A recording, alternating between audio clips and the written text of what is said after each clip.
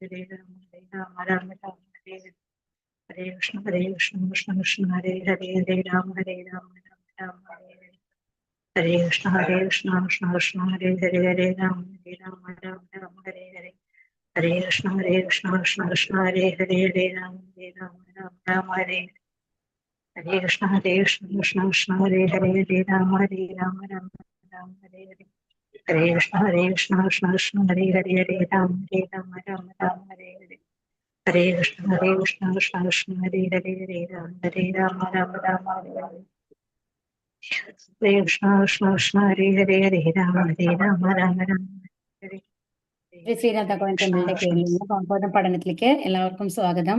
ഹരേ കൃഷ്ണ. കേൾക്കാൻ സാധിക്കുന്നില്ലേ? ഹരേ കൃഷ്ണ. പ്രണാമം. ജ്ഞാനതിമിരാന്തസ്യ ജ്ഞാനാഞ്ജനശലാകയാ ചക്ഷുരുന്മീലിതം യേന തസ്മൈ ശ്രീഗുരവേ നമഃ. ശ്രീചൈതന്യമനോഭീഷ്ടം സ്ഥാപിതം മേന ഭൂതലേ സ്വയം രൂപ കഥാ മഹ്യം ദദാന്തി സ്വപദാധികം.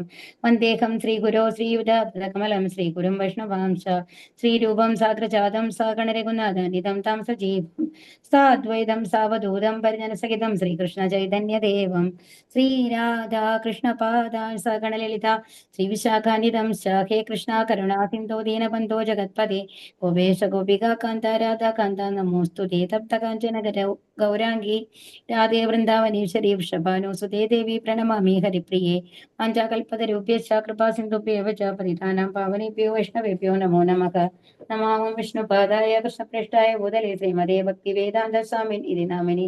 നമസ്തേ സരസ്വതേ ദേവേ ഗൗരവാണി പ്രചാരിണി നിർവിശേഷ ശൂന്യവാദി ഭാഷാദിദിശനാരിണി. ജയ ശ്രീകൃഷ്ണ ചൈതന്യ പ്രഭു നിത്യാനന്ദ ശ്രീ അദ്വൈത ഗദാധര ശ്രീവാസദി ഗൗരഭക്തവൃന്ദ. ഹരേ കൃഷ്ണ കൃഷ്ണ കൃഷ്ണ ഹരേ ഹരേ ഹരേ രാമ രാമ രാമ ഹരേ ഹരേ. നാരായണം നമസ്കൃഭ്യാം നരം ചൈവ നരോത്തമം ദേവീം സരസ്വതീം വ്യാസം തതോ ജയമുദീരയത്. നഷ്ടപ്രായേഷു ഭദ്രേഷു നിത്യം ഭാഗവത സേവയാ ഭഗവതിരുത്തമ ശ്ലോകേ ഭക്തിർഭവതി നൈഷ്ഠികി. ഹരേ കൃഷ്ണ കൃഷ്ണ കൃഷ്ണ ഹരേ ഹരേ ഹരേ രാമ രാമ ഹരേ ഹരേ. ഹരേ കൃഷ്ണ. 53ാമത്തെ ശ്ലോകമാണ് നമ്മൾ എടുക്കേണ്ടത് അല്ലെ? ഹരേ കൃഷ്ണ. ഓക്കെ, സോറി കേട്ടോ, ഞാൻ ഈ ശ്ലോകം മാത്രം കഴിഞ്ഞ ഇതിലായി പോയി, ഞാനത് എടുക്കാൻ വിട്ടുപോയി. അപ്പൊ ശ്ലോകം മാത്രം ഞാൻ ചൊല്ലാം, അത് കഴിഞ്ഞിട്ട് ഇതിലുണ്ട്, നിങ്ങളുടെ PDF ലുണ്ട് കേട്ടോ. ഹരേ കൃഷ്ണ.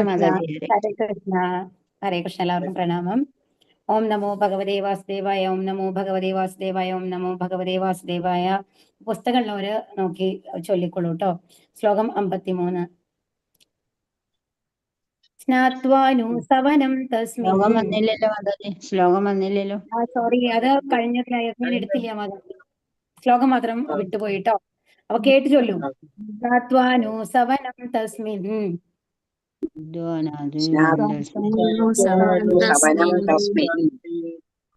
ഉത്വാ ചാഗ്നീനധാവിധി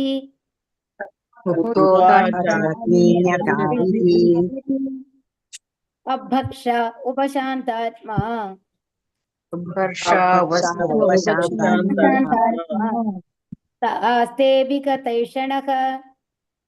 സാസ്തേ വിഗതൈഷണഃ.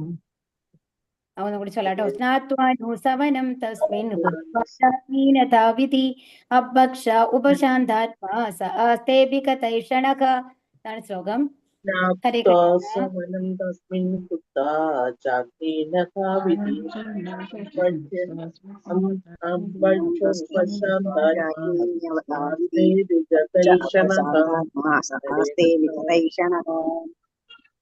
ഹരേ കൃഷ്ണ.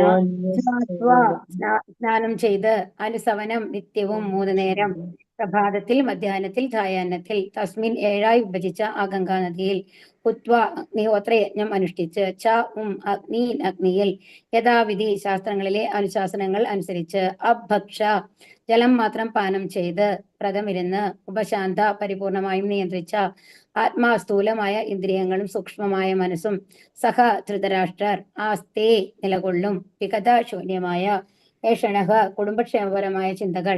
വിവർത്തനം. ശ്രീല പ്രഭാതിക്ക് ജയ്.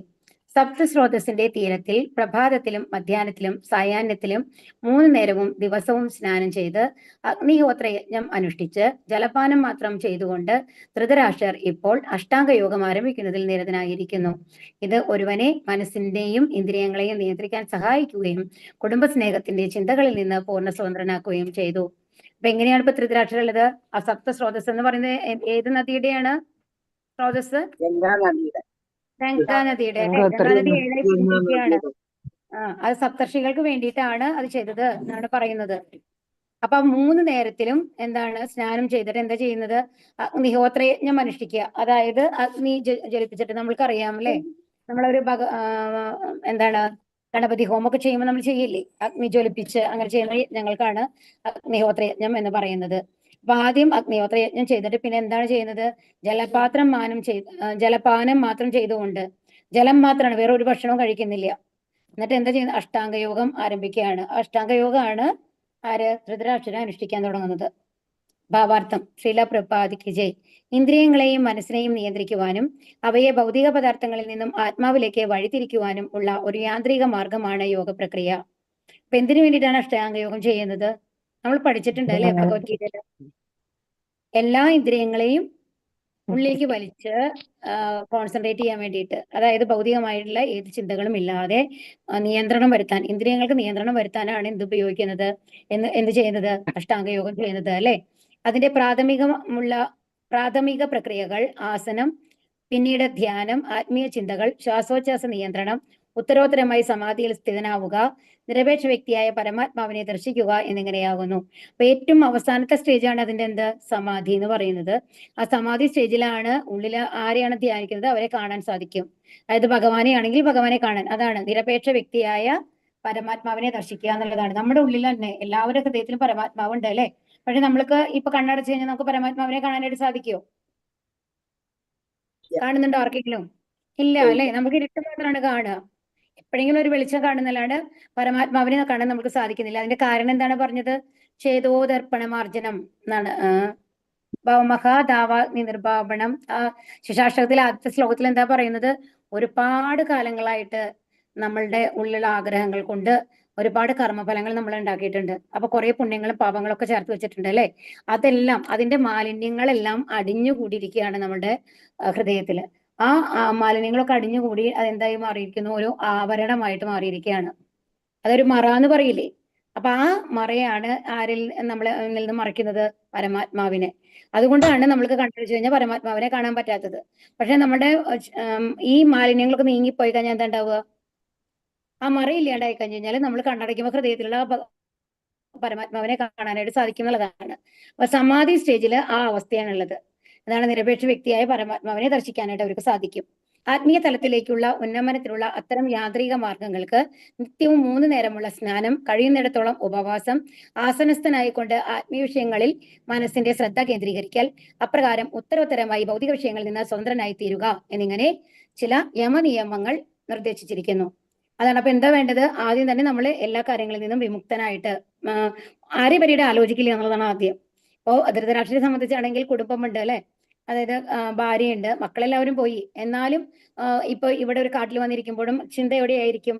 കാരണം ഒരുപാട് ഭൗതിക കാര്യങ്ങൾ മുഴുകിയിരുന്ന ആളാണ്, ആ സുഖ സൗകര്യങ്ങളും മുഴുകിയിരുന്ന ഒരാളാണ് ധൃതരാഷ്ട്രര്. അപ്പൊ ആ കൊട്ടാരത്തിനെ പറ്റിയുള്ള ചിന്തകളും അവിടുത്തെ കാര്യങ്ങളൊക്കെ ഓർമ്മ വരാനുള്ള ചാൻസ് ഉണ്ട്.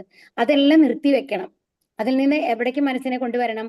ഭഗവാനിലേക്ക് കൊണ്ടുവരണം. അത് പടിപടിയായിട്ടാണ് ചെയ്യുന്നത് എന്നാണ് ഇവിടെ പറയുന്നത്. അപ്പൊ അതിന് വേണ്ടിയിട്ട് എന്താ ചെയ്യുന്നത്? 3 നേരം കുളിക്കുന്നു. അപ്പൊ അതാണ് ബാഹ്യമായ ശൗചം എന്ന് പറയുന്നത്. ഇനി ഉള്ളിലത്തെ ആന്തരികമായ ശൗചം എന്ന് പറയുന്നത് എന്താണ്? ഭഗവാനെ ധ്യാനിക്കുകയാണ് ഇവിടെ അല്ലെ. അഷ്ടാംഗയോഗയാണ് ചെയ്യുന്നത് അവിടെ. അത് എന്നിട്ട് എന്താ ചെയ്യുന്നത്? ആ ധ്യാനം പൂർണ്ണമാവാൻ വേണ്ടിയിട്ട് എന്ത് ചെയ്യണം? ഉപവാസം, അതായത് കഴിയുന്നതും ഉപവാസം ഇരിക്കണം. അതായത് ഭക്ഷണത്തിനോടുള്ള ഓവറായിട്ടുള്ള ആഗ്രഹങ്ങൾ വരാൻ പാടില്ല എന്നുള്ളതാണ്. അപ്പൊ അങ്ങനെ എന്നിട്ട് എന്ത് ചെയ്യുന്നു? ആത്മീയ വിഷയങ്ങളിൽ മനസ്സിനെ ശ്രദ്ധ കേന്ദ്രീകരിക്കുമ്പോൾ എന്തുണ്ടാവും? തനിയെ തന്നെ ഈ ഭൗതിക കാര്യങ്ങളോടുള്ള ആ ഓർമ്മകൾ നമ്മളെ വിട്ടുപോകാൻ തുടങ്ങും എന്നുള്ളതാണ്. വെറും മായികമായ ഭൗതിക വിഷയങ്ങളിൽ നിമഗ്നനായിരിക്കുന്നതിനെ ഭൗതികാസ്തിത്വം അർത്ഥമാക്കുന്നു. ഭവനം, രാജ്യം, കുടുംബം, സമൂഹം, കുട്ടികൾ, സ്വത്ത്, വ്യാപാരം എന്നിവയൊക്കെ ആത്മാവിന്റെ ചില ഭൗതിക ആവരണങ്ങളാകുന്നു. അതാണ് ഇവിടെ പറയുന്നത്. നമ്മുടെ ശരീരം എന്ന് പറയുന്നത് എന്താണ്? നമ്മുടെ ഭൗതികമായിട്ടുള്ള ആത്മാവിനെ പൊതിയുന്ന ഒരു ആവരണമാണ് അല്ലെ നമ്മുടെ ശരീരം എന്ന് പറയുന്നത്. ആ ശരീരവുമായിട്ട് ബന്ധപ്പെട്ട് വരുന്നതൊക്കെ എന്താണ്? ഈ ആവരണങ്ങളാണെന്നാണ് പറയുന്നത്. ഒരു മറമാരി വരികയാണ് നമ്മളുടെ യഥാർത്ഥ പരമാത്മാവിനും നമ്മൾക്കും ഇടയിലുള്ള ഒരു മറയായിട്ടാണ്, ആത്മാവിനും ഇടയ്ക്കുള്ള ഒരു മറയായിട്ടാണ് എന്ത് വരുന്നത്? ഈ ഭവനം, രാജ്യം, കുടുംബം, സമൂഹം, കുട്ടികളെ എല്ലാം വരുന്നത്. അതൊക്കെ നമ്മൾ ഭഗവാനിൽ നിന്ന് അകറ്റാണ് ചെയ്യുന്നത് എന്നാണ് പറയുന്നത്. ഈ സർവ്വവിധ മായിക ചിന്തകളിൽ നിന്നും ഒരാളെ സ്വതന്ത്രനാക്കാൻ മാറിപ്പോയോ? പേജ് വിട്ടുപോയോ? ശരി, ഹരേ കൃഷ്ണ. നോക്കട്ടെ, നോക്കുക. ഒരാളെ സ്വതന്ത്രനാക്കാൻ മാറിയിട്ടില്ല മാതാജി, ഇത് തന്നെ ആക്കി തീർക്കാനും അപ്രകാരം ക്രമേണ മനസ്സിനെ നിരപേക്ഷ വ്യക്തിയായ പരമാത്മാവിലേക്ക് തിരിക്കുവാനും യോഗ പ്രക്രിയ സഹായിക്കുന്നു. അപ്പൊ യോഗ പ്രക്രിയ എന്തിനാണ് സഹായിക്കുന്നത്? നമ്മളുടെ മനസ്സിനെ എവിടേക്ക് തിരിക്കും? ഈ ഭൗതിക കാര്യങ്ങളിലാണ് നമ്മൾ മുഴുകിയിരിക്കുന്നത് അല്ലെ. അപ്പൊ അതിന് പകരം അതിനെ ഉള്ളിലേക്ക് തിരിക്കും, അതായത് ഹൃദയത്തിലേക്ക് തിരിക്കും, ഭഗവാനിലേക്ക് തിരിക്കും. അതിനാണ് ഈ യോഗ പ്രക്രിയ സഹായിക്കുന്നത്, അഷ്ടാംഗ യോഗം. അപ്പൊ ഭൗതിക സംസർഗത്തിലൂടെയും വിദ്യാഭ്യാസത്തിലൂടെയും നാം നിസ്സാര വസ്തുക്കളിൽ ശ്രദ്ധ പതിപ്പിക്കുവാൻ മാത്രം പഠിക്കുന്നു. അപ്പൊ നമ്മൾ ഇവിടെ എന്താ പഠിക്കുന്നത്? നമ്മുടെ ഒരു സ്കൂളിൽ പോകുന്നുണ്ട് അല്ലെ, എല്ലാവരും സ്കൂളിൽ പഠിച്ച ആൾക്കാരാണ് അല്ലെങ്കിൽ കോളേജിൽ പഠിച്ച ആൾക്കാരാണ് അല്ലെ. അതെന്താണ് നമ്മളെ പഠിപ്പിക്കുന്നത്? എങ്ങനെ നമ്മളുടെ ശരീരം കൊണ്ട് നമ്മൾ സുഖിക്കാൻ പറ്റും, സന്തോഷിക്കാനുള്ള കാര്യങ്ങൾ എങ്ങനെ നമ്മൾ അഭിവൃദ്ധി നേടാം എന്നുള്ളതാണ്. അതായത് ആദ്യം തന്നെ പഠിച്ചു കഴിഞ്ഞാൽ എന്താണ്? ഒരു ജോലി വാങ്ങണം എന്നൊക്കെയാണ് നമ്മളെ പഠിപ്പിക്കുന്നത് അല്ലെ. അപ്പം ആ ജോലി കിട്ടുന്നത് എന്തിനു വേണ്ടിയിട്ടാണ്? പണം കിട്ടാനാണ്. ആ പണം എന്തിനു വേണ്ടിയിട്ടാണ് നമ്മൾ ചെലവാക്കുന്നത്? ഭൗതിക സമൃദ്ധിക്ക് വേണ്ടിയിട്ടാണ്. ഒരു നല്ല വീട്, നല്ല കാറ്, അത്ര സുഖ സൗകര്യങ്ങൾക്ക് വേണ്ടിയിട്ട്. എന്തിന്റെ സുഖ സൗകര്യമാണ് നമ്മൾ നോക്കുന്നത്? ശരീരത്തിന്റെ അല്ലെ. അതാണ് ഇവിടെ പറഞ്ഞത്. അത് മാത്രമാണ് നമ്മളെ പഠിപ്പിക്കുന്നത്. പക്ഷെ നമ്മൾക്ക് എന്തായാലും രോഗത്തിൽ നിന്ന് രക്ഷപ്പെടാനായിട്ട് നമ്മളെ പഠിപ്പിക്കുന്നുണ്ടോ? അതായത് ശുചിത്വം പാലിക്കണം എന്നല്ലാതെ അതിന് കൂടാതെ രോഗം വരാത്തൊരവസ്ഥ നമ്മൾ പഠിപ്പിക്കാനായിട്ട് നമ്മുടെ ഈ ഭൗതിക വിദ്യാഭ്യാസത്തിന് സാധിക്കുമോ? ഇല്ല. അതല്ല മരിക്കാണ്ടിരിക്കാൻ പറ്റും എന്നുള്ളത് പഠിപ്പിക്കാനായിട്ട് സാധിക്കുമോ നമ്മുടെ വിദ്യാഭ്യാസത്തിന്? ഇല്ല അല്ലേ. എന്തായാലും എല്ലാവരും മരിക്കും. എത്ര വിദ്യാഭ്യാസം IAS പാസ്സായി കഴിഞ്ഞാലും എന്താണ് പ്രധാനമന്ത്രി ആയാലും അമേരിക്കയുടെ പ്രസിഡന്റ് ആയാൽ പോലും നമ്മൾ എന്തായാലും എന്താണ് അവസ്ഥ? മരിക്കും അല്ലേ. അതാണ് അവസ്ഥ. അപ്പൊ അതുകൊണ്ട് എന്താ പറയുന്നത് ഇവിടെ? നമ്മുടെ ഭൗതികമായ വിദ്യാഭ്യാസം കൊണ്ട് ഇതിനുള്ള മറുപടി എന്താണ് ഉത്തരങ്ങൾ നമുക്ക് ലഭിക്കുന്നില്ല എന്നുള്ളതാണ്. എന്നാൽ യോഗം എന്നത് അവയൊക്കെ വിസ്മരിക്കുന്ന പ്രക്രിയയാകുന്നു. യോഗം എന്ന് പറഞ്ഞപ്പോ എന്താണ് ശരിക്കും? നമ്മൾ ഇതിൽ നിന്നൊക്കെ ശ്രദ്ധ തിരിച്ചിട്ട് ഭഗവാനിലേക്കുള്ള കണക്ഷൻ വരികയാണ്. യോഗം എന്ന് പറഞ്ഞ ഭഗവാനുമായിട്ടുള്ള ബന്ധം എന്നാണ് അർത്ഥം. ഭഗവാനുമായിട്ട് ബന്ധം സ്ഥാപിക്കുകയാണ് ചെയ്യുന്നത്. അപ്പൊ എന്ത് ചെയ്യുന്നു? നമ്മൾ ഭൗതിക കാര്യങ്ങളൊക്കെ മറക്കുന്നു. നാമമാത്രരായ ആധുനിക യോഗികളും യോഗ പദ്ധതികളും ചില മാതൃക വിദ്യകൾ പ്രദർശിപ്പിക്കുകയും അജ്ഞനായ വ്യക്തികൾ അത്തരം കപട വിഷയങ്ങളിൽ ആകർഷിതരാവുകയും ചെയ്യുന്നു. അവിടെ ചില ആൾക്കാരൊക്കെ ഈ യോഗികളാണെന്നൊക്കെ പറഞ്ഞു കഴിഞ്ഞിട്ട് ഞങ്ങൾക്ക് അത് ചെയ്യാൻ പറ്റും, ഇത് ചെയ്യാൻ പറ്റും എന്ന് പറഞ്ഞിട്ട് ആൾക്കാർ തെറ്റിദ്ധരിപ്പിക്കാറുണ്ട്. അത് യഥാർത്ഥമായതല്ല എന്നുള്ളതാണ് ഇവിടെ പറയുന്നത്. അതിലൊന്നും നമ്മൾ വീണ് പോകരുത് എന്നുള്ളതാണ്. അത് നമ്മുടെ കയ്യിൽ നിന്ന് പൈസ തട്ടിയെടുക്കാനോ അങ്ങനത്തെ കാര്യങ്ങൾക്ക് വേണ്ടിയിട്ടാണ് ഇങ്ങനത്തെ ആൾക്കാർ ചെയ്യുക. അല്ലെങ്കിൽ യോഗാഭ്യാസത്തെ സ്ഥൂല ശരീരത്തിനുണ്ടാകുന്ന രോഗശമനത്തിനായുള്ള ഒരു വില കുറഞ്ഞ ചികിത്സാ രീതിയായി സ്വീകരിക്കുന്നു.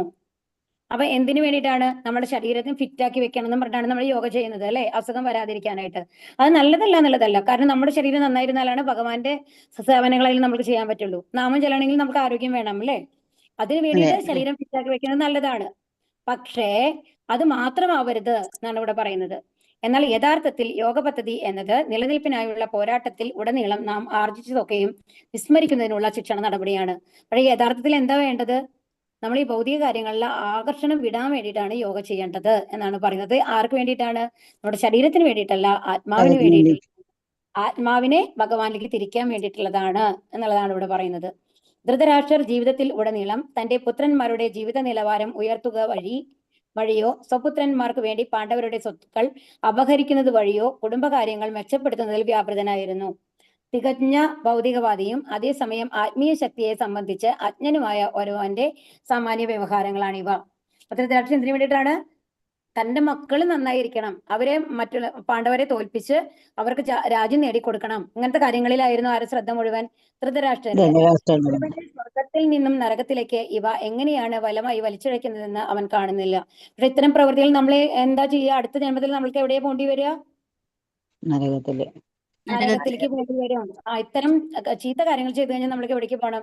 നരകത്തിലേക്ക് പോകണം. അപ്പൊ സ്വന്തം അനുജനായ വിതുരരുടെ കൃപയാൽ ധൃതരാഷ്ട്രർ പ്രബുദ്ധനാക്കപ്പെടുകയും തീർത്തും മായികമായ തന്റെ പ്രവർത്തനങ്ങളെ അദ്ദേഹത്തിന് മനസ്സിലാക്കുവാൻ കഴിയുകയും ചെയ്തു. അപ്പൊ വിതുരർ ഇരുന്ന് പറഞ്ഞു കൊടുത്തു അല്ലെ, ഞാൻ ഇങ്ങനെയല്ല, നമ്മൾക്ക് ഭഗവാന്റെ അടുത്താണ് പോകേണ്ടത്, അല്ലെങ്കിൽ നരകത്തിൽ പോയി കഷ്ടപ്പെടണം എന്നൊക്കെ പറഞ്ഞ് മനസ്സിലാക്കി കൊടുത്തു ധൃതരാഷ്ട്രർക്ക്.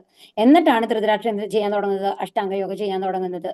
മാത്രവുമല്ല, അവണ്ണമുള്ള ജ്ഞാനോദയം മൂലം ആത്മീയ സാക്ഷാത്കാരത്തിനായി ഭവനം ഉപേക്ഷിക്കുവാനും അദ്ദേഹത്തിന് കഴിഞ്ഞു. അപ്പോഴാണ് പറഞ്ഞത്, ശരി, എനിക്കിതൊന്നും വേണ്ട, ഇനി ഞാൻ കാട്ടിൽ പോയി തപസ് ചെയ്യാം എന്ന് ധൃതരാഷ്ട്രർ സമ്മതിക്കുകയാണ്. സ്വർഗീയ ഗംഗയുടെ പ്രവാഹത്താൽ പവിത്രമായ സ്ഥലത്തിൽ അദ്ദേഹത്തിന്റെ ആത്മീയ പുരോഗതിയുടെ ക്രമത്തെക്കുറിച്ച് ശ്രീ നാരദദേവൻ മുൻകൂട്ടി പറയുകയായിരുന്നു. അതായത് അപ്പൊ എന്താണ് അതിന്റെ പ്രത്യേകത? അപ്പോ നമ്മൾ ഒരു ഇതേമാതിരി ധ്യാനം ചെയ്യുമ്പോൾ അല്ലെങ്കിൽ മെഡിറ്റേഷൻ ചെയ്യുമ്പോൾ അഷ്ടാംഗയോഗ ചെയ്യാനിരിക്കുമ്പോൾ ആ സ്ഥലം അത്രയും പവിത്രമായിരിക്കണം എന്നാണ്. നമ്മൾ ഇരിക്കുന്ന സ്ഥലത്തിന്റെ ഇൻഫ്ലുവൻസ് നമ്മൾക്കുണ്ട്. നമ്മൾ എന്താ മനസ്സിലാക്കേണ്ടതെന്നുണ്ടെങ്കിൽ നമ്മളുടെ ഭക്ഷണം, നമ്മുടെ ജീവിത രീതികൾ എല്ലാം നമ്മുടെ സ്വഭാവത്തെ ബാധിക്കുന്നു എന്നുള്ളതാണ്. നമ്മുടെ കൂട്ടുകെട്ട്, ആരുമായിട്ടാണ് നമ്മൾ പഴകുന്നത്.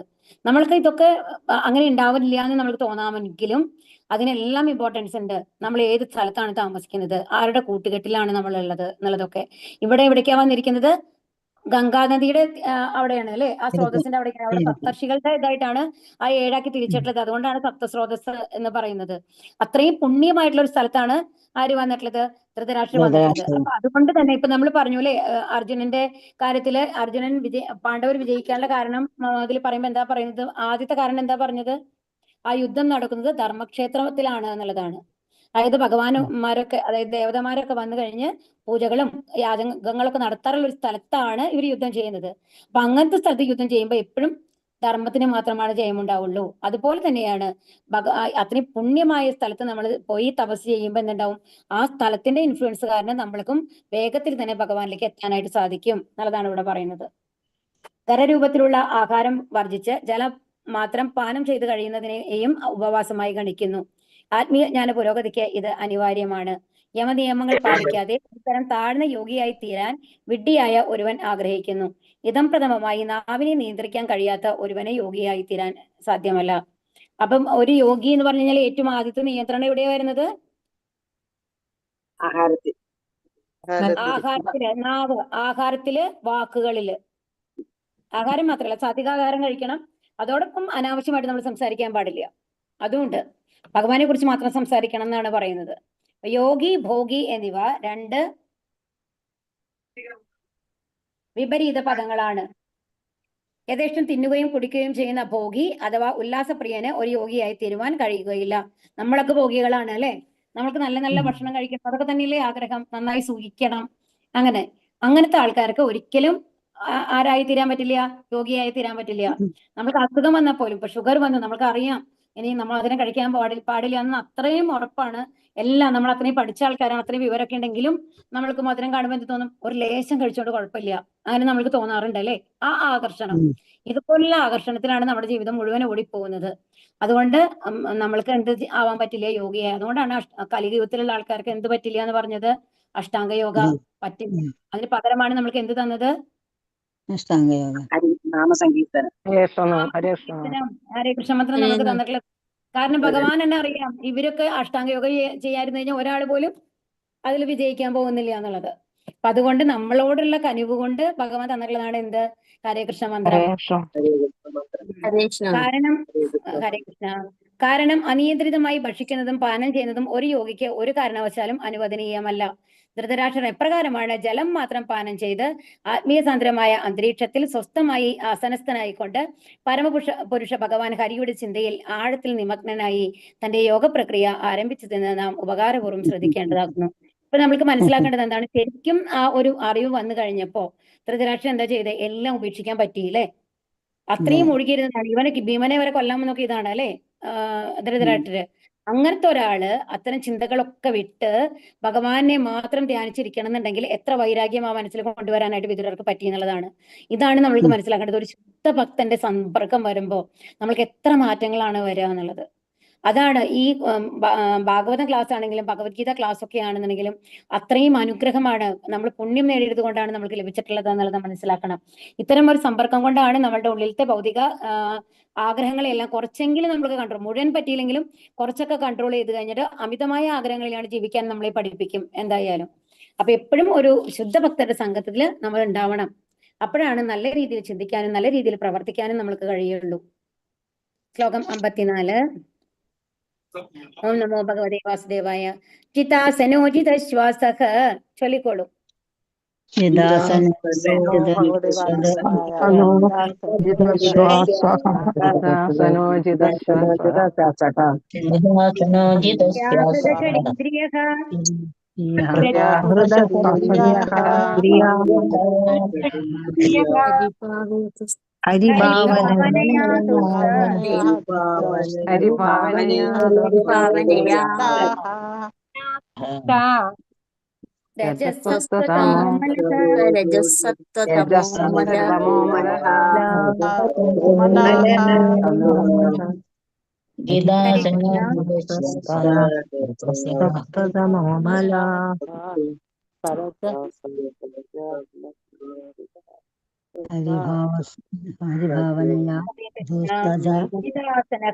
ആസനങ്ങളെ നിയന്ത്രിച്ചവൻ, ശ്വാസക ശ്വസന പ്രക്രിയയെ നിയന്ത്രിച്ചവൻ, പ്രത്യാഹൃത മടങ്ങുക, ഷഡ് 6 ഇന്ദ്രിയ ഇന്ദ്രിയങ്ങൾ, ഹരി പരമദിവ്യോത്തമ പുരുഷൻ, ഭാവനയ ആമഗ്നനായി, ത്വസ്ത കീഴടക്കി, രജ രജസ്, സത്വ സത്വം, തമ തമസ്, മലക മാലിന്യങ്ങൾ. അപ്പൊ ഇവിടെ എന്താ പറയുന്നത്? വിവർത്തനം. ശ്രീല പ്രപാദിക്ക് ജയ്. യോഗാസനങ്ങളെയും ശ്വസന പ്രക്രിയയും നിയന്ത്രണത്തിലാക്കിയ ഒരുവന് ഇന്ദ്രിയങ്ങളെ പരമദിവ്യോത്തമ പുരുഷന് നേരെ തിരിക്കാൻ കഴിയുന്നു. അപ്പൊ അതായത് നമ്മൾക്ക് നമ്മളുടെ മേലെ കൺട്രോൾ ഉണ്ടെങ്കിൽ എന്ത് ചെയ്യാം? നമ്മൾക്ക് എന്ത് വേണമെങ്കിൽ ചെയ്യാം. അതായത് നമ്മൾക്ക് ആഗ്രഹിച്ച മാതിരി ചെയ്യാൻ പറ്റും എന്നർത്ഥം. അതായത് യോഗാസനങ്ങളെയും ശ്വസനക്രിയയും നിയന്ത്രണത്തിലാക്കി കഴിഞ്ഞു കഴിഞ്ഞാൽ ഭഗവാന്റെ നേരെ മനസ്സ് തിരിക്കണം നമ്മൾ വിചാരിച്ച് നമ്മൾക്ക് സാധിക്കും. കാരണം ഇന്ദ്രിയങ്ങൾക്ക് വേറെ ആഗ്രഹങ്ങൾ വരുന്നില്ല. മറ്റത് എന്താണ്? നമ്മൾ കണ്ണുകൊണ്ട് എന്തെങ്കിലും കാണുമ്പോൾ നമ്മൾ അതിൽ ആകർഷകരാകുന്നു, കാതുകൊണ്ട് എന്തെങ്കിലും കേൾക്കുമ്പോൾ അതിൽ ആകർഷകരാകുന്നു, അല്ലെ? എന്തെങ്കിലും രുചിയുള്ള സാധനങ്ങൾ കണ്ട് അത് കഴിക്കണം എന്നുള്ള ആഗ്രഹം വരുന്നു. അപ്പൊ അങ്ങനെ പല ആഗ്രഹങ്ങളാണ് നമ്മൾക്ക് വരുന്നത്. അപ്പം ആ ആഗ്രഹങ്ങളൊന്നും നമ്മൾക്ക് ഉണ്ടാവില്ല. ഇന്ദ്രിയങ്ങളെ നിയന്ത്രിക്കാന്ന് പറഞ്ഞാൽ എന്താണ്? ഈ ആഗ്രഹങ്ങളൊന്നും നമ്മൾക്ക് ഇല്ല എന്നാണ്. അപ്പൊ വളരെ ഈസി ആയിട്ട് ആരുടെ നേരെ നമ്മൾക്ക് മനസ്സ് തിരിക്കാൻ പറ്റും? പരമദിവ്യോത്തമ പുരുഷന്റെ നേരെ. അപ്രകാരം ലൗകികമായ സത്വം, രജസ്, തമസ് എന്നീ ഭൗതിക പ്രകൃതിയുടെ ത്രിഗുണങ്ങളുടെ മാലിന്യങ്ങളാൽ ബാധിക്കപ്പെടാത്തവനായി തീരുന്നു. നമ്മൾക്ക് ആഗ്രഹമില്ല എന്ന് വെച്ചോളൂ, എനിക്കൊന്നും വേണ്ട എന്നുള്ളത് നാം ഉറപ്പിച്ചു കഴിഞ്ഞാല് എന്താ നമ്മളുടെ അവസ്ഥ? എന്ത് കണ്ടാലും നമുക്ക് മോഹം തോന്നില്ല, അല്ലെ? എനിക്ക് വേണ്ടാന്നുള്ളത് നമ്മൾ ഉറപ്പിച്ചു കഴിഞ്ഞു. അത്രയും ഇതാണ്, നമുക്ക് വെറുപ്പാണ് ഉള്ളില്. എന്ത് കണ്ടാലെന്നുണ്ടെങ്കിൽ എന്താണ് നമുക്ക് വെറുപ്പുള്ള ഒരു സാധനം വേണമെന്ന് എപ്പോഴെങ്കിലും തോന്നുമോ? ഹരേ കൃഷ്ണ. അതിൽ നിന്ന് അകന്ന് നിൽക്കാനില്ല നമ്മൾ ശ്രമിക്കുക. നമ്മൾ അതിൽ നിന്ന് അകന്ന് പോകണമെന്നാണ് നമ്മൾ വിചാരിക്കുക, അല്ലെ? നമുക്ക് ഇഷ്ടമല്ലാത്ത ഒരു സാധനം കണ്ടു കഴിഞ്ഞാൽ അവിടേക്ക് നമ്മൾ നോക്കും കൂടി ഇല്ല, നമ്മൾ ഇങ്ങോട്ട് തിരിഞ്ഞു പോരും. അതുപോലെ നമ്മുടെ ഉള്ളിൽ നിന്ന് ഒരു വിരക്തി വരെയാണ് ഈ ഭക്ഷണമൊക്കെ കാണുമ്പോൾ. വേണ്ട. നമ്മൾക്ക് ചിലപ്പോൾ അസുഖങ്ങളൊക്കെ വന്നു കഴിഞ്ഞാൽ ചിലപ്പോൾ അവസ്ഥ വരാറുണ്ട്, അല്ലെ? കാരണം നല്ല പനിയൊക്കെ വന്നു കഴിഞ്ഞാൽ, അല്ലെങ്കിൽ നല്ല കോൾഡ്, അങ്ങനത്തെ ആ ഒരു അവസ്ഥ വന്നു കഴിഞ്ഞ് വായിക്ക് രുചിയില്ലാണ്ട് തൊലിയൊക്കെ പോയിരിക്കുന്ന അവസ്ഥയിലാണെന്നുണ്ടെങ്കിൽ എന്ത് മുമ്പിൽ കൊണ്ടുവന്ന് വെച്ച് കഴിഞ്ഞാലും നമ്മൾക്ക് വേണ്ട എന്നാ പറയുള്ളൂ. എത്ര ഇഷ്ടമുള്ള സാധനം മുമ്പിൽ കൊണ്ടുവന്ന് വെച്ചാൽ അത് എടുക്കാനും കൂടി തോന്നുന്നില്ല, അല്ലെ? അതുപോലെ തന്നെ നമുക്ക് ഡയറിയോ അങ്ങനെയൊക്കെ വന്നു കഴിഞ്ഞിട്ട് അങ്ങനെയൊക്കെ വായിക്ക് ഒന്നും കഴിക്കാൻ പറ്റില്ല. എന്ത് കഴിച്ചാലും നമുക്ക് ഒരു വോമിറ്റിംഗ് സെൻസേഷൻ വരും. അങ്ങനത്തെ ഒരു അവസ്ഥയിൽ എന്താണ് എന്തെങ്കിലും നമ്മുടെ മുമ്പിൽ കൊണ്ടുവന്ന് വെച്ച് നമ്മൾ കഴിക്കാൻ ശ്രമിക്കുമോ? ഇല്ല, അല്ലെ? തീർച്ചയായിട്ടും അത് വേണ്ട എന്നുള്ളതാണ് നമ്മൾക്ക് തോന്നുക. അപ്പൊ ആ ഒരു അവസ്ഥയിൽ നമ്മുടെ മനസ്സെത്തുന്നതാണ് പറയുന്നത് എന്ത് ഭൗതിക കാര്യങ്ങൾ കണ്ടു കഴിഞ്ഞാലും അതിനോട് ഇൻട്രസ്റ്റ് ഉണ്ടാവില്ല എന്നുള്ളതാണ്. അപ്പൊ അങ്ങനത്തെ അവസ്ഥ വന്നു കഴിയുമ്പോൾ തന്നെ എന്താണ്? എപ്പോഴും നമ്മുടെ പ്രവൃത്തികൾ ചെയ്യുന്നതാണ് ഈ 3 ഗുണങ്ങളിൽ വരുന്നത്: സത്വം, രജസ്, തമസ്. അപ്പൊ നമ്മൾക്ക് ഏതും വേണ്ട, എനിക്ക് ഭക്ഷണം ഞാൻ കഴിക്കുന്നില്ല, എനിക്ക് വേണ്ട. അപ്പൊ ആ രീതിയിലുള്ള ഒരു തെറ്റും നമ്മളുടെ കയ്യിൽ നിന്ന് വരുന്നില്ല. മനസ്സിലാവുണ്ടോ പറയുന്നത്? അപ്പൊ അങ്ങനെ വരുമ്പോൾ ഈ 3 ത്രിഗുണങ്ങളുടെ മാലിന്യങ്ങളിൽ നമ്മൾ മോചിതരായി എന്നാണ് അർത്ഥം, ഭാവാർത്ഥം. ശ്രീല പ്രപാദിക്ക് ജയ്. യോഗമുറയിലെ പ്രാരംഭ പ്രവർത്തനങ്ങൾ ആസനം, പ്രാണായാമം, പ്രത്യാഹാരം, ധ്യാനം, ധാരണ മുതലായവയാകുന്നു. പവിത്രമായ സ്ഥലത്ത് ഉപവിഷ്ടനാവുകയും പരമദിവ്യോത്തമ പുരുഷനായ ഹരി എന്ന ഏകപൊരുളിൽ ഏകാഗ്രനാകുകയും ചെയ്യുകയാൽ മഹാരാജാവ് ധൃതരാഷ്ട്രർ ആ പ്രാരംഭ നടപടികളിൽ വിജയിയായിത്തീരും. എന്താ ചെയ്യുന്നത്? ആദ്യം തന്നെ ആസനം, പ്രാണായാമം അതൊക്കെ നമ്മൾ പറഞ്ഞിട്ടുള്ളതാണ്, അല്ലെ? ഇതിൽ അഷ്ടാംഗ യോഗയുടെ ഇതായിട്ട് ആദ്യത്തെ എന്താണ്? യമ, നിയമ. അത് കഴിഞ്ഞിട്ടാണ് ആസനം. ആസനം എന്ന് പറയുന്നത് ആ ഒരു പർട്ടിക്കുലർ പൊസിഷനിൽ നമ്മൾ ഇരിക്കുന്നതാണ്. ഇനി പ്രാണായാമം എന്ന് പറയുന്നതോ നമ്മുടെ ഉള്ളിലുള്ള വായുകളെ നിയന്ത്രിക്കുന്നത്. എന്താണ് ഉദാന വായു, വ്യാനവായു, പ്രാണവായു, അപാനവായു, അങ്ങനെ കുറെ പേരുകളുണ്ട് അതിന്. അപ്പൊ ഇതിനെയൊക്കെ നമ്മൾ എന്താ പറയാ, അതിനെ നിയന്ത്രിക്കാനായിട്ട് സാധിക്കും. ഇനി പ്രത്യാഹാരോ, എല്ലാ ഇന്ദ്രിയങ്ങളെയും ഉള്ളിലേക്ക് വലിക്കുന്നു അല്ലെ, ഒരാമയുടെ പോലെ. അത് കഴിഞ്ഞിട്ടാണ് ധ്യാനിക്കാൻ തുടങ്ങുന്നത്. ആരെയാണ് ഇപ്പൊ ധ്യാനിക്കുക? ധൃതരാഷ്ട്രര് പരമാത്മാ രൂപത്തിലുള്ള ഭഗവാനെ ആണ്, വിഷ്ണു രൂപത്തിലുള്ളത്. അതാണ് അത് ധാരണ എന്ന് പറഞ്ഞാൽ ആ സ്ഥിതിയിൽ തന്നെ നമ്മൾ ഇരിക്കുക എന്നുള്ളതാണ്. അപ്പൊ ഇനി പവിത്ര അങ്ങനെ, അപ്പൊ ഈ ഒരു ലെവലിൽ നമ്മൾക്ക് ആദ്യം തന്നെ നമ്മുടെ ഇന്ദ്രിയങ്ങളെ നിയന്ത്രണം വന്നു കഴിഞ്ഞാൽ തന്നെ ഈ പ്രാരംഭ നടപടികൾ എന്തായാലും വിജയിക്കും അല്ലെ. അപ്രകാരം അദ്ദേഹത്തിന്റെ സർവ്വ ഇന്ദ്രിയങ്ങളും ഭഗവത് സേവനത്തിൽ നിയുക്തമായിരുന്നു. ഈ പ്രക്രിയ ഭൗതിക പ്രകൃതിയുടെ ത്രിഗുണങ്ങളുടെ മാലിന്യങ്ങളിൽ നിന്ന് മുക്തി നേടാൻ ഭക്തനെ സഹായിക്കുന്നു, നേരിട്ട് സഹായിക്കുന്നു. ഏറ്റവും ഉയർന്ന ഗുണമായ ഭൗതിക സത്വഗുണം പോലും ഭൗതിക ബന്ധനത്തിന് ഹേതുവാകുന്നു. എങ്ങനെയാണ് സത്വഗുണം നമ്മളെ ഭൗതിക ബന്ധനത്തിൽ ഹേതുവാകുന്നത്? ആർക്കെങ്കിലും പറയാൻ പറ്റുമോ? സത്വഗുണമാണ് ഏറ്റവും നല്ലത് ഭഗവാനുമായിട്ട് ബന്ധിപ്പിക്കുന്നത് എന്നാണ് പറയുക. പക്ഷെ എന്താണ് ഇവിടെ പറയുന്നത്? ഭൗതിക ബന്ധനത്തിന് ഹേതുവാകും അത്രേ. എങ്ങനെയാ അത്? ആർക്കെങ്കിലും പറയാൻ സാധിക്കുമോ? ഹരേ കൃഷ്ണ.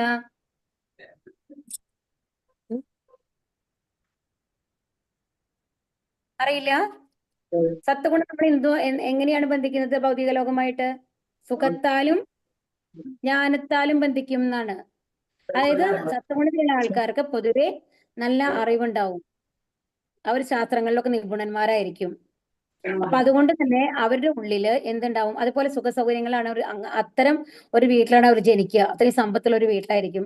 അപ്പൊ എല്ലാ കാര്യങ്ങളും നമ്മൾ അധ്വാനിച്ചുണ്ടാക്കണം എന്നുള്ള ഒരു അവസ്ഥ അവർക്ക് ഉണ്ടാവില്ല. കാലാകാലങ്ങളായിട്ടുള്ള സ്വത്തുക്കളൊക്കെ ഉണ്ടാവും ആ വീടുകളിൽ. അപ്പൊ ഇവർക്ക് എന്താ പ്രശ്നം വരുന്നത്? എന്റെ കയ്യിൽ എല്ലാം ഉണ്ട്, അല്ലാന്നുണ്ടെങ്കിൽ എനിക്ക് ഒരുപാട് അറിവുണ്ട് എന്നുള്ള ഒരു അഹങ്കാരം അവർക്ക് വരാൻ സാധ്യതയുണ്ട് എന്നാണ് പറയുന്നത്. അങ്ങനെയാണ് എങ്ങനെ ഈ ഭൗതിക ലോകത്തോട് അവർ ബന്ധിക്കുന്നത്.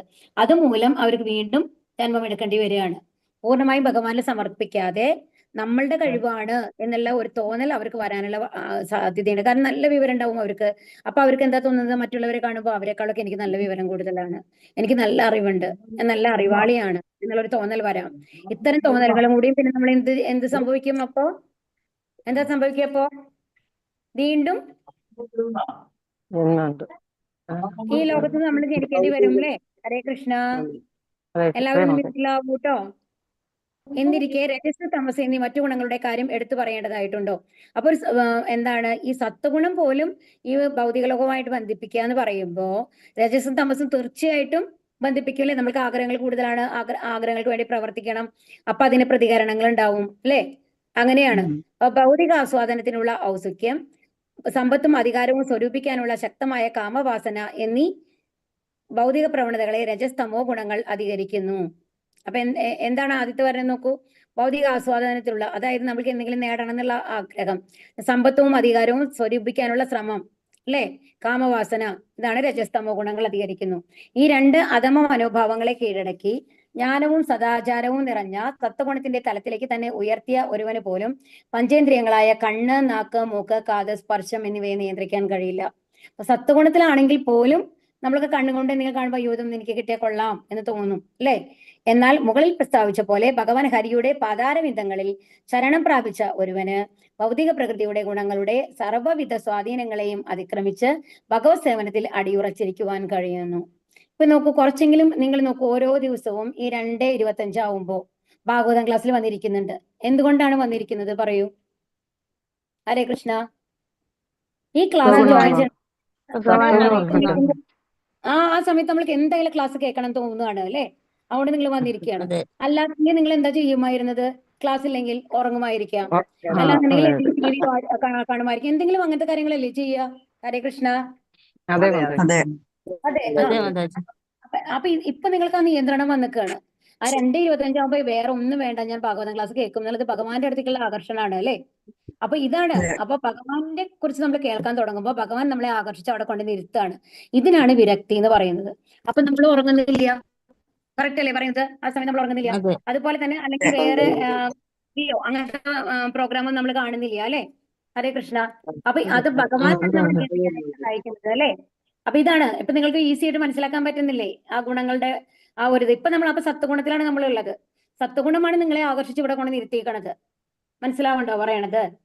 അപ്പൊ അതാണ്. അപ്പൊ കാത്, മൂക്ക്, കാത്, സ്പർശം എന്നിവയെ നിയന്ത്രിക്കുക. അപ്പോ സത്വഗുണത്തിലാണെങ്കിലും അത് ശരിയാണ്, ഈ 1 മണിക്കൂർ ക്ലാസ് ഉണ്ട് അതുകൊണ്ട് വന്നിരിക്കുന്നു. അത് കഴിയുമ്പോൾ നമ്മുടെ ശ്രദ്ധ എവിടേക്ക് പോകും? വീണ്ടും നമ്മുടെ ഭൗതിക കാര്യങ്ങൾ തിരിച്ചു പോകും അല്ലെ? അതാണ് പറയുന്നത്. എന്നാൽ മുകളിൽ പ്രസ്താവിച്ച പോലെ ഭഗവാൻ ഹരിയുടെ പദാരവിന്ദങ്ങളിൽ ശരണം പ്രാപിച്ച ഒരാൾക്ക് ഈ 3 പ്രതിഗുണം, ഇപ്പൊ ഈ 3 പ്രകൃതി ഗുണങ്ങൾ നമ്മളെ ബാധിച്ചിട്ടില്ല. അതുകൊണ്ടാണ് നമ്മൾ ഇവിടെ ക്ലാസ്സിൽ ഇരിക്കുന്നത്. ഈ അറ്റ്ലീസ്റ്റ് ഈ 1 അരമണിക്കൂർ അല്ലെ? അതാണ്. അപ്പൊ അതിനെ നമ്മൾ കൂട്ടിക്കൊണ്ടുവരാൻ പറ്റും നമ്മുടെ ശ്രമങ്ങൾ കൊണ്ട്.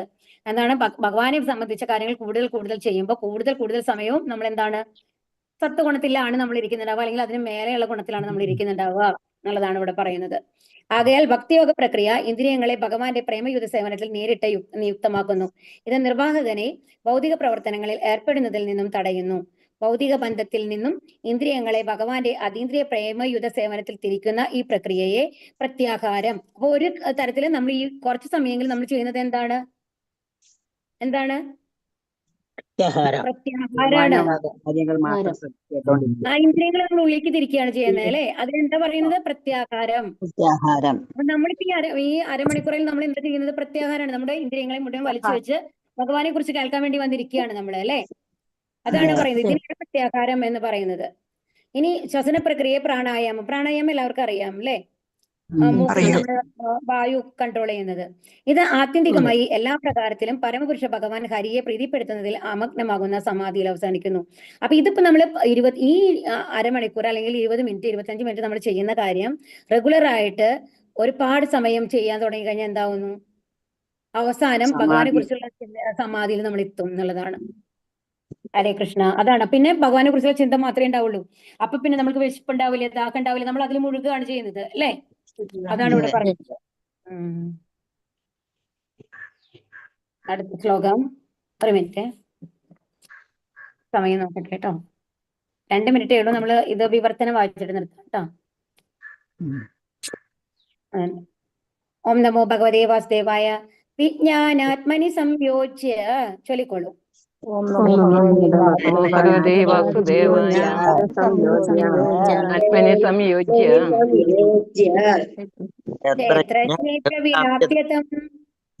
ക്ഷേത്രജ്ഞേത്രവിലാപ്യതം മാതാജി ഓരോ വരി വെച്ച് വായിച്ചാലോ മാതാജി? അങ്ങനെ ആവട്ടെ. വിജ്ഞാനാത്മനി ക്ഷേത്രജ്ഞേ പ്രവിലാപ്യതം. വായിച്ചോളൂ.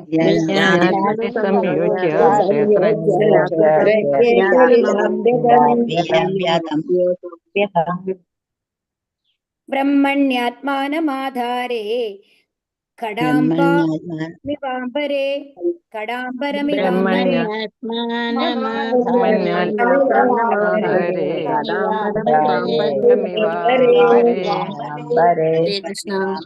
ഹരേ കൃഷ്ണ. അശുദ്ധമായ വ്യക്തിത്വം ആത്മനി ബുദ്ധിയിൽ യുക്തമായി സംയോജിപ്പിച്ച് ക്ഷേത്രജ്ഞ ജീവസത്തയുടെ കാര്യത്തിൽ പ്രവിലാപ്യ ലയിപ്പിക്കുക. തം അവനെ ബ്രഹ്മണി പരമോന്നതനിൽ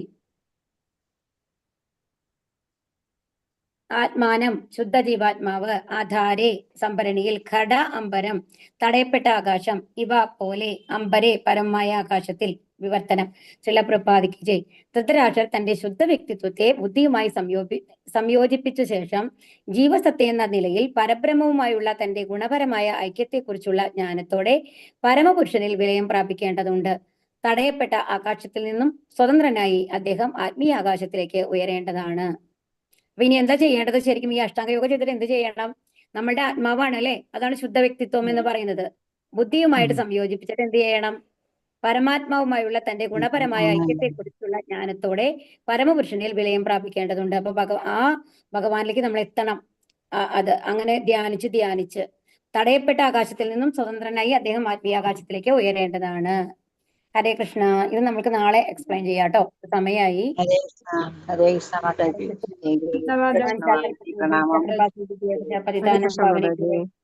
നമുക്ക് ആനന്ദ കോടി വേഷവൃന്ദയ്ക്ക് ജയ്, പ്രപാദിക്ക് ജയ്, ഗുരു മഹാരാജ് की जय, गौरी प्रेमानंदे हरि हरि बोल. हरे कृष्णा.